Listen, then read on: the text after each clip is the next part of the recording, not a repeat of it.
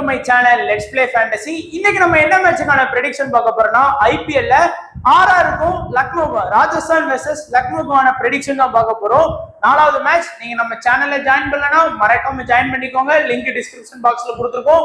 முக்கியமான update plus final time எல்லாமே நம்ம டெலிகிராம் சேனல்ல ஃப்ரீயா கொடுத்துட்டு இருக்கோம் உங்களுக்காகவே. சோ மறக்காம ஜாயின் பண்ணி சப்போர்ட் பண்ணுங்க. சோ அதே போல இன்னைக்கு வந்து பாத்தீங்கன்னா நீங்க இது வரைக்கும் குபேரால ஜாயின் பண்ணல அப்படின்னா மறக்காம ஜாயின் பண்ணிக்கோங்க. இது இந்த ஆப்பை பொறுத்த வரைக்கும் நீங்க கேப்டன் போட தேவையில்ல, வைஸ் கேப்டன் போட தேவையில்ல, டீம் கிரியேட் பண்ண தேவையில்ல. ஜஸ்ட் வந்து பாத்தீங்கன்னா 5ல ஒரே ஒரு பிளேயர் மட்டும் செலக்ட் பண்ணா வின் பண்ணா போதும். சோ அதுதான் டியோ ஆப்ஷன். சோ இது வரைக்கும் நீங்க குபேரா ஆப் வந்து டவுன்லோட் பண்ணலன்னா டவுன்லோட் பண்ணிக்கோங்க. சூப்பரா இருக்கும் உங்களுக்கு வந்து இந்த டியோ ஆப்ஷன். அதுக்கப்புறம் நீங்க வந்து பாத்தீங்கன்னா குயிட் ஆப்ஷன் இருக்கு.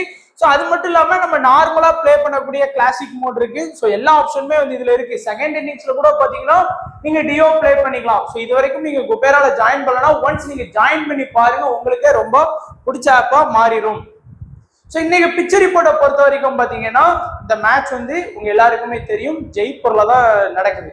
சோ லாஸ்ட் சீசனை பொறுத்த வரைக்கும் ராஜஸ்தான் வந்து குவஹாத்தியும் ஜெய்ப்பூரையும் ரெண்டு பிச்சையும் வந்து பாத்தீங்கன்னா அவங்களோட ஹோம் பிச்சா யூஸ் பண்ணி விளையாண்டாங்க. ஸோ இந்த மேட்ச் வந்து பாத்தீங்கன்னா ஜெய்ப்பூர்ல தான் நடக்குது. ஸோ இந்த கிரவுண்ட்ல கண்டிப்பா நைட்டு மேட்சா இருந்தா டியூ ஃபேக்டர் அந்த மாதிரி ரோல்லாம் இருக்கும். பட் இது 3:30 மணி மேட்ச்ங்கிறதுனால பிச்சோட தன்மை எப்படி இருக்கும் நம்மளால சொல்ல முடியாது. அதனால கரெக்டா அபிஷியல் ரிப்போர்ட்டுக்கு எல்லாருமே வெயிட் பண்ணிக்கோங்க. அண்ட் லாஸ்ட் இயர்ல என்ன மாதிரியான ரெக்கார்ட்ஸ் நடந்தது அப்படின்னு பாத்தீங்கன்னா உங்களுக்கு தெரியும். ஸோ கொஞ்சம் கொச்சன்னு இருக்குன்னு நினைக்காதீங்க, கவனமா பார்த்துக்கலாம். So RR versus CSK match வந்து பார்த்தீங்கன்னா இதுல வந்து ஆர்ஆர் தான் வந்து பார்த்தீங்கன்னா வின் பண்ணாங்க. நல்லா ஒரு ஹை ஸ்கோர் போச்சு. அது மாதிரி ஸ்பின் பவுலர் வந்து அதிகமாக விக்கெட் எடுத்திருக்காங்க. இங்க வந்து பார்த்தீங்கன்னா ஆர்ஆருக்கும் ஜிடிக்கும் அந்த மேட்ச் அப்படி ஹை ஸ்கோர். இது அப்படியே வந்து பார்த்தீங்கன்னா ஒரு லோ ஸ்கோர் 118 119. ஜிடி வந்து 9 விக்கெட் வித்தியாசத்தில் வின் பண்ணாங்க. இங்கேயும் பார்த்தீங்கன்னா ஸ்பின்னர் தான் அதிகமாக விக்கெட் எடுத்திருக்காங்க.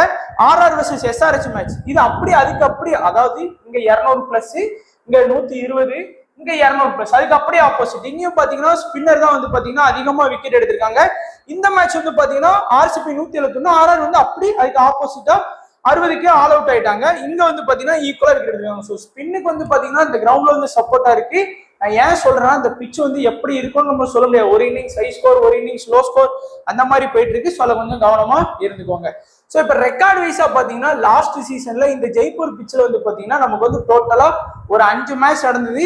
3 பேட்டிங் பெஸ்டும் 2 பேட்டிங் செகண்டும் 150க்குள்ள 4 இன்னிங்ஸ் ஆடி இருக்காங்க. 169க்குள்ள ஒரு இன்னிங்ஸ் ஆடி இருக்காங்க. 89க்குள்ள 2 இன்னிங்ஸும் 90+ பாத்தீங்கன்னா 3 இன்னிங்ஸும் ஆடி இருக்கிறாங்க. ஹை ஸ்கோர் எஸ்ஆர்எச் 217 ஸ்கோர் பண்ணிருக்காங்க. லோ ஸ்கோர் ஆர்ஆர் 59க்கு ஆல் அவுட் ஆயிருக்காங்க. நீங்க 160 170 வரைக்கும் ஒரு ஆவரேஜான ஸ்கோர் வந்து இந்த பிட்ச்ல எதிர்பார்க்கலாம். சோ இப்போ வந்து 2 டீமுக்கான head to head result. So 2 டீமுமே வந்து பாத்தீங்கன்னா இது வரைக்கும் டோட்டலா 3 மேட்ச் தான் ஆடி இருக்காங்க. இதுல வந்து ஆர்ஆர் வந்து 2 மேட்ச் வின் பண்ணிருக்காங்க. எல்எஸ்ஜி வந்து பாத்தீங்கன்னா ஒரு மேட்ச் தான் வின் பண்ணிருக்காங்க. ஒரு மேட்ச் வந்து எல்எஸ்ஜி கிட்ட தோத்துருக்காங்க. ஆர்ஆர் கிட்ட 2 மேட்ச் வந்து தோத்துருக்காங்க. இவங்களோட ஹை ஸ்கோர் பாத்தீங்கன்னா 178 ஆர்ஆரோட ஹை ஸ்கோர். Low score 144. இவங்களோட ஹை ஸ்கோர் 162, லோ ஸ்கோர் வந்து 154. 2 டீமுக்குமே லோ ஸ்கோர் அப்படிங்கிறது ரொம்ப பெரிய லோ ஸ்கோரா இல்ல. 140 தான் லோ ஸ்கோர், இங்க 154 அப்படிங்கிற மாதிரி தான் இருக்குது. ஸோ இப்போ பவுலர்ஸோட பேட்டில் வந்து நம்ம பார்த்துடலாம். ஸோ எப்படி பெர்ஃபார்ம் பண்ணியிருக்காங்க அப்படிங்கிறத நம்ம பார்த்துடலாம். ஆர்ஆர் பிளேயர்ஸ் எப்படி லக்னோ பவுலர்ஸ் பெர்ஃபார்ம் பண்ணியிருக்காங்கன்னா பட்லர் வந்து ஸ்டோனிஸ் பால்ல 5 டைமும், அமித் மிஸ்ரா பால்ல 2 டைம் அவுட் ஆயிருக்காரு. ஜாய்சூர் வந்து ஸ்டோனிஸ் பால்ல 2 டைம் வந்து விக்கெட் கொடுத்திருக்காரு. சஞ்சு சாம்சன் ஸ்டோனிஸ் பால்ல 2 டைமும், அமித் மிஸ்ரா பால்ல 1 டைம் அவுட் ஆயிருக்காரு. ஹெட்மேர் வந்து பிஷ்னோய் பால்ல 2 டைமும், நவீன் உல் ஹக் பால்ல 1 டைம் அவுட் ஆயிருக்காரு. ரியன் பராக் வந்து பாத்தீங்கன்னா பிஷ்னோய் பால்ல 1 டைம் வந்து விக்கெட் கொடுத்திருக்காரு. அடுத்து வந்து லக்னோ பிளேயர்ஸ் எப்படி பெர்ஃபார்ம் பண்ணியிருக்காங்க அப்படிங்கிறத பார்த்துடலாம். ஸோ லக்னோ பிளேயர்ஸ் வந்து பாத்தீங்கன்னா நம்ம கேஎல் ராகுல் வந்து சாரி இதுல ஏதோ அந்த மாத்தாம இருந்திருக்கு. ஸோ அது நான் உங்களுக்கு வந்து கிராண்ட் லீக் வீடியோ அப்லோட் பண்ணும்போது நான் சொல்லிடுறேன் உங்களுக்கு. அண்ட் டீகாக் வந்து பாத்தீங்கன்னா சைனி பால்ல 1 டைம், ட்ரெண்ட் போல்ட் பால்ல 7, சஹால் பால்ல 8, அஸ்வின் பால்ல 7, சந்தீப் சர்மா பால்ல 2. ஸோ டீகாக் வந்து பெரிய யமனா இருந்திருக்காங்க. ஸோ விக்கெட் பாருங்க எப்படி எடுத்திருக்காங்க அப்படின்னு, ஆளுக்கு நான் எடுக்கிறேன் அப்படிங்கிற மாதிரி எடுத்திருக்காங்க. தீபக்கோடாவும் பாத்தீங்கன்னா குல்தீப் 1, சஹால் 2, அஸ்வின் 2, சந்தீப் சர்மா 1 அப்படிங்கிற மாதிரி எடுத்திருக்காங்க. ஸ்டோயினிஸும் ட்ரெண்ட் போல்ட் பால்ல 2 டைம் அவுட் ஆயிருக்காரு. சஹால் பால்ல 3 டைமும், சந்தீப் சர்மா பால்ல 1 டைம் அவுட் ஆயிருக்காரு. நிக்கோலஸ் புரன் சைனி பால்ல 3, ட்ரெண்ட் போல்ட் பால்ல 4, சகால் பால்ல 2, அஸ்வின் பால்ல 3, சந்தீப் சர்மா பால்ல 1. நம்ம குருணல் பாண்டியா வந்து ட்ரெண்ட் போல்ட் பால்ல 1, சகால் பால்ல 2, அஸ்வின் பால்ல 1. சோ என்ன பொறுத்த வரைக்கும் ஆர்ஆர் பவுலர் வந்து லக்னோ பிளேயர்ஸ் கொஞ்சம் வச்சு செஞ்சிருக்காங்கன்னு சொல்லலாம். எல்லாருமே பாத்தீங்கன்னா விக்கெட் எடுத்திருக்காங்க. இந்த ஆளுலாம் கிடையாது, பாரபட்சமே இல்லாம பாத்தீங்கன்னா விக்கெட் வந்து நல்லாவே ஸ்கோர் பண்ணிருக்காங்க எல்லா பவுலர்ஸுமே. அடுத்து வந்து டைரக்டா ப்ரெடிக்ஷன் பார்த்துடலாம். ஆர்ஆர் வந்து எப்படி பெர்ஃபார்ம் பண்றாங்க அப்படிங்கிறது நம்ம பாசிபிளா வச்சு நம்ம ப்ரெடிக்ட் பண்ணலாம். ஸோ வந்து ஃபர்ஸ்ட் இன்னிங்ஸ் ஓபன் பண்ணக்கூடியது பட்லரும் ஜாய்ஸ்வாலும் தான். 2 பேருமே லாஸ்ட் சீசன்ல நல்லாவே ஸ்கோர் பண்ணாங்க. 2 பேருமே hard hitter from first ball, வந்தா வருது போனா போகுது. அதுவும் குறிப்பா அந்த ஃபர்ஸ்ட் பவர் பிளேலே வந்து பாத்தீங்கன்னா 2 பேரும் நல்லா ஸ்கோர் பண்ணிடுவாங்க. அதே மாதிரி 2 பேரையுமே ஒரு 2 ஓவர்ல விக்கெட் எடுக்கல அப்படி கொஞ்சம் திணறாம விக்கெட் எடுக்க விட்டோம் அப்படின்னா நல்லா ஸ்கோர் பண்ணிடுவாங்க, செட்டில் ஆயிட்டாங்க அப்படின்னா. அதனால 2 பேர்ல என்ன பொறுத்த வரைக்குமே இந்த 2 பேருமே இம்பார்ட்டன்ஸ் தான். ஏன்னா யாருமே இந்த 2 பேருமே இம்பார்ட்டன்ஸ் கொடுக்காம விட மாட்டாங்க டீமை பொறுத்த வரைக்கும். அடுத்து 1 டவுன் வந்து சஞ்சு சாம்சனும் வந்து பாத்தீங்கன்னா ஒரு 14 லீக் மேட்ச் இருக்கு அப்படின்னா அட்லீஸ்ட் ஒரு 6ல இருந்து 7 லீக் மேட்ச் வந்து சூப்பரா பெர்ஃபார்ம் பண்ணுவாரு. மீதி உள்ள ஒரு 6ல இருந்து 7 மேட்ச் தான் கொஞ்சம் புவரா பெர்ஃபார்ம் பண்ணுவாரு. அதனால சஞ்சு சாம்சனுமே பாத்தீங்க அப்படின்னா ஒரு இம்பார்ட்டன்ட் பிளஸ் வந்து பாத்தீங்கன்னா விக்கெட் கீப்பர் ஆப்ஷன் இருக்கு அவருக்கு. அதனால அதுலயே வந்து பாத்தீங்கன்னா ஒருவேளை பாயிண்ட்ஸ் வந்து எடுத்து கொடுக்கறதுக்கு வாய்ப்பு இருக்கு. அடுத்து ரோமன் பவல் ஒரு ஃபாரின் பிளேயரா உள்ள வர்றாரு. ஸோ மிடில் அட்டாக் வந்து பாத்தீங்கன்னா அதாவது மிடில் வந்து அவங்களுக்கு கொஞ்சம் பேட்டிங் சப்போர்ட் இல்லாதனால ரோமன் பவல் எடுத்திருக்கிறாங்க. கொஞ்சம் நல்லாவே கொஞ்சம் பொறுமையா ஆடுவாரு ரோமன் பவல். கரண்ட்ல வந்து நல்ல ஃபார்ம்ல தான் இருக்காரு. பட் நீங்க ஒரு ட்ரம்ப் பிக்கா வேணா நீங்க வந்து யூஸ் பண்ணிக்கலாமே தவிர நீங்க ஸ்மால் லீக்ல தைரியமா அவரை ட்ரை பண்ணுங்கன்னு சொல்ல முடியாது. அதே மாதிரிதான் ஹெட்மேயரை பொறுத்த வரைக்கும் கொஞ்சம் அவுட் ஆஃப் ஃபார்ம்ல தான் இருக்காரு. கம்பேர் பண்ணும்போது பாத்தீங்கன்னா ரோமன் பவல் தான் நல்ல ஒரு ஃபார்ம்ல ஆடிட்டு இருக்காரு ஹெட்மேயரை விட. பட் ஹெட்மேயர் வந்து ஆறாவது வந்துட்டா ஒரு எல்லா மேட்சுமே ஒரு 30+ ரன் அந்த மாதிரி ஸ்கோர் பண்ணி கொடுக்கறதுக்கு வாய்ப்பு இருக்கும். அடுத்து ஜூரலை பொறுத்த வரைக்கும் லாஸ்ட் சீசன்ல ஒரு அன்எக்ஸ்பெக்டட் பிளேயரா நல்லா பெர்ஃபார்ம் பண்ணாரு. ஸோ இவரும் பாத்தீங்கன்னா ஒரு இம்பார்ட்டன்ட் ரோல்ல வந்து நீங்க வந்து இம்பார்ட்டன்ஸ் கொடுக்கலாம். ஸோ இந்த 6 பேட்டிங் லைனப் இருக்காங்க. இந்த 6 பேட்டிங் லைனப்ல பாத்தீங்கன்னா பட்லர், அதுக்கப்புறம் ஜாய்ஸ்வால், அதுக்கப்புறம் வந்து பாத்தீங்கன்னா சஞ்சு சாம்சன், இந்த 3 பேருக்குமே பொதுவா எல்லா ஆப்போனன்ட்ஸுமே இம்பார்ட்டன்ஸ் கொடுத்துருவாங்க. நீங்களும் கொடுக்கறது யோசிக்காதீங்க. அடுத்த பவுலிங் ஆப்ஷன் பாத்தீங்கன்னா அஸ்வின் கண்டிப்பா பாத்தீங்கன்னா 4 ஓவர் பவுலிங் பண்றதுக்கான வாய்ப்பு இருக்கும். மிடில்ல வந்து கொஞ்சம் அட்டாக் பண்ணுவாரு. ட்ரெண்ட் போல்ட் வந்து பாத்தீங்கன்னா இந்த டீமோட ஸ்டார்டிங்ல வந்து அட்டாக் பண்ணுவாரு. 1வது ஓவர் 3வது ஓவர் தொடர்ந்து 5வது ஓவர் கூட பவுலிங் பண்றதுக்கான வாய்ப்பு இருக்கும் சப்போர்ட் கிடைச்சதுன்னா. அதுல வந்து பாத்தீங்கன்னா கண்டிப்பா ட்ரெண்ட் போல்டோட பிளஸ்ஸே பாத்தீங்கன்னா இந்த ஸ்டார்டிங்ல வந்து பாத்தீங்கன்னா ஒரு விக்கெட் எடுத்து கொடுக்கறது தான். அடுத்து சகால் கண்டிப்பா விக்கெட் டேக்கிங் பவுலரா இருப்பாரு. எல்லாரை விட இந்த டீம்ல வந்து ஒன்னு சகால் இல்ல ட்ரெண்ட் போல்ட், இந்த 2 பேர்ல யாராவது ஒருத்தர் தான் விக்கெட் டேக்கிங் அதிகமா இருக்கக்கூடிய பவுலிங்கா இருப்பாங்க. அடுத்து ஆவேஸ் கானை பொறுத்த வரைக்கும் பார்த்தோம் அப்படின்னா லாஸ்ட் சீசன்ல லக்னோல ஆனாரு. இந்த சீசன் வந்து ஆர்ஆருக்கு வந்திருக்காரு. லாஸ்ட் சீசன்லயுமே மினிமம் எல்லா மேட்சுமே 1ல இருந்து 2 விக்கெட் எடுத்து கொடுத்துட்டு இருந்தாரு. ஸ்டார்டிங்லயும் சரி டெத்ல வந்து ஆவேஸ் கான் வந்து ட்ரை பண்ணுவாங்க.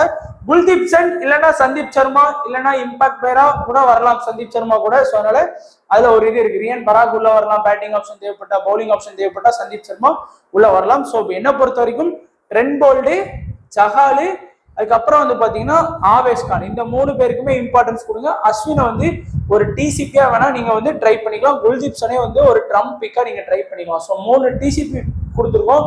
2வது அஸ்வின், 1வது ரோமன் பவல், 2வது அஸ்வின், 3வது வந்து குல்தீப் சனுக்கு நீங்க ட்ரை பண்ணிக்கலாம். அடுத்து பார்த்தோம் அப்படின்னா லக்னோ டீம்ஸை பொறுத்த வரைக்கும் கொஞ்சம் ஸ்ட்ராங்கா தான் இருக்கிறாங்க. பவுலிங் தான் கொஞ்சம் வீக்கா இருக்கிற மாதிரி இருக்கு.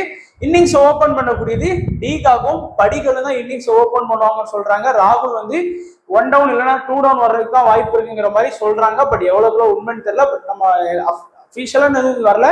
பட் படிகள் தான் ஓப்பனிங் ஆட போறாரு அப்படிங்கிறாங்க. ஸோ 2 பேருமே லெஃப்ட் ஹேண்ட் பேட்ஸ்மேன். இதுல டீகாக் வந்து கொஞ்சம் அவுட் ஆஃப் ஃபார்ம்ல தான் இருக்காரு. நீங்க நம்ம பிபிஎல் எடுத்துக்கிட்டீங்கன்னா சரி, ரெனகட்ஸுக்கு என்ன மாதிரி ஆடினாரு, அப்புறம் SIT20 எதுவுமே ஒண்ணு சொல்ற லெவலுக்கு வந்து பாத்தீங்கன்னா டீகாக் ஃபார்ம்ல இல்ல. பட் ஐபிஎல் வந்துட்டா டீகாக் வந்து கண்டிப்பா கொஞ்சம் நல்லா ஆடி கொடுக்கறதுக்கான வாய்ப்பு வந்து அதிகமா இருக்கு. அடுத்து படிகள் வந்து உருட்டினாலும் ஒரு 30+ ரன் ஸ்கோர் பண்ணி கொடுத்துருவாருங்கிறதுல உறுதியா இருக்கிறேன். அடுத்து ஸ்டோய்னிஸ் வந்து பாத்தீங்கன்னா பேட்டிங் பிளஸ் பவுலிங் ஆப்ஷன்ல வந்து பயங்கர ஸ்ட்ராங்கா இருக்கிறாரு. 1 டவுன் வர்றதுக்கான வாய்ப்பு இருக்கு இந்த மேட்ச்ல. இல்லைன்னா 2 டவுன் கூட வந்து ராகுலுக்கு அடுத்து கூட வந்து ஆடுறதுக்கான வாய்ப்பு இருக்கு. பட் ஸ்டோய்னிஸ் வந்து கரண்ட்ல வந்து நல்ல ஒரு ஃபார்ம்ல ஆடிட்டு இருக்காரு.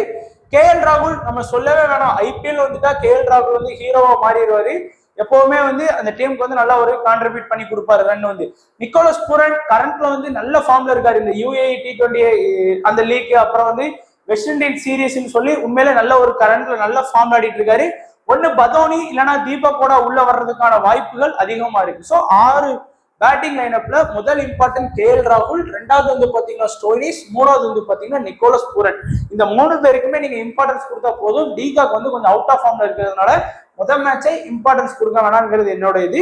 அடுத்து பவுலிங் ஆப்ஷன் பாத்தீங்கன்னா குர்னல் பாண்டியா. ஸோ வந்து பேட்டிங்கும் பண்ணுவாரு பிளஸ் பவுலிங்கும் பண்ணுவார். ஸோ குர்னல் பாண்டியா ஒரு முக்கியமான ஆல்ரவுண்டர். சப்போஸ் டீமுக்கு வந்து உடனே விக்கெட் போயிட்டுனா குர்னல் பாண்டியாவை சீக்கிரம் இறக்கி விட்டு கொஞ்சம் பேலன்ஸ் பண்ண வைப்பாங்க, அந்த மாதிரி பிளேயர். அடுத்து சிவா மாவி வந்து உள்ள வர்றதுக்கான வாய்ப்பு இருக்கு.